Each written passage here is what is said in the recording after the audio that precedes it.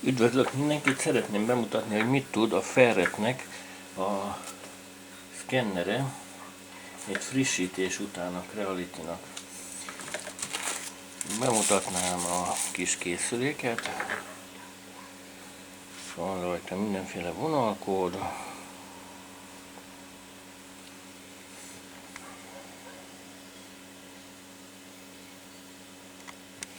Megfordítjuk, majd így neki.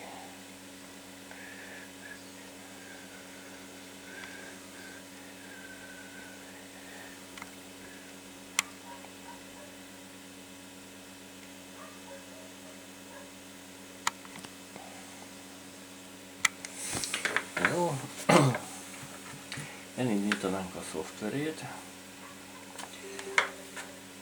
Elmondanám, hogy ez működött a szoftver frissítés előtt tökéletesen, felismerte a Windows. A szoftver frissítés után mindez már nem így működik, sajnos. Itt van a gyári kábele, adtak hozzá egy gyári kábelt, ezt összedugjuk a készülékkel, rögzítjük, és hogy ne essen ki, és a készüléket összedugjuk a számítógépünkkel.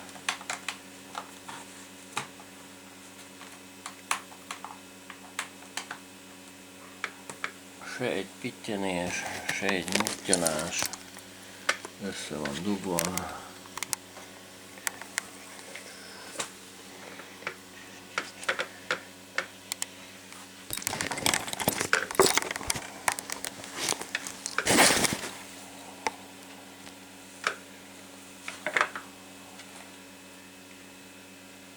És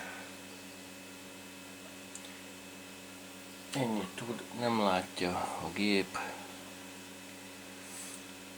Megnézzük a drive-ot, no drive, nem talál semmit.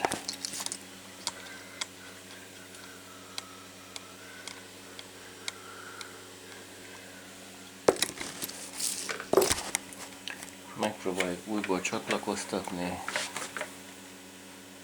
kihúzzuk, visszadobjuk, semmit nem csinál.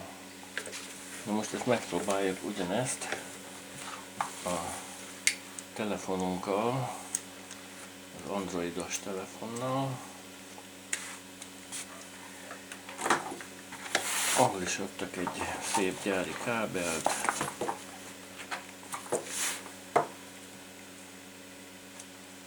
Nagyon jó. Csatlakoztatjuk a készülékhez, rögzítjük. Adtak hozzá egy tápot, ha bedugjuk, elindul a tápnak a kijelzője, tehát elméletileg áram alatt van a készülék.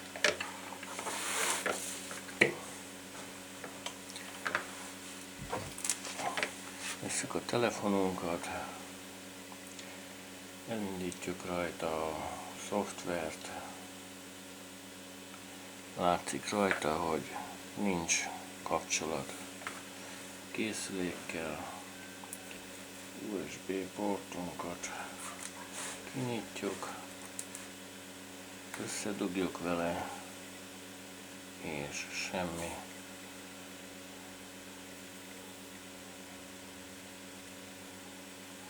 Kilépünk a programból, össze van dugva a készülékünk.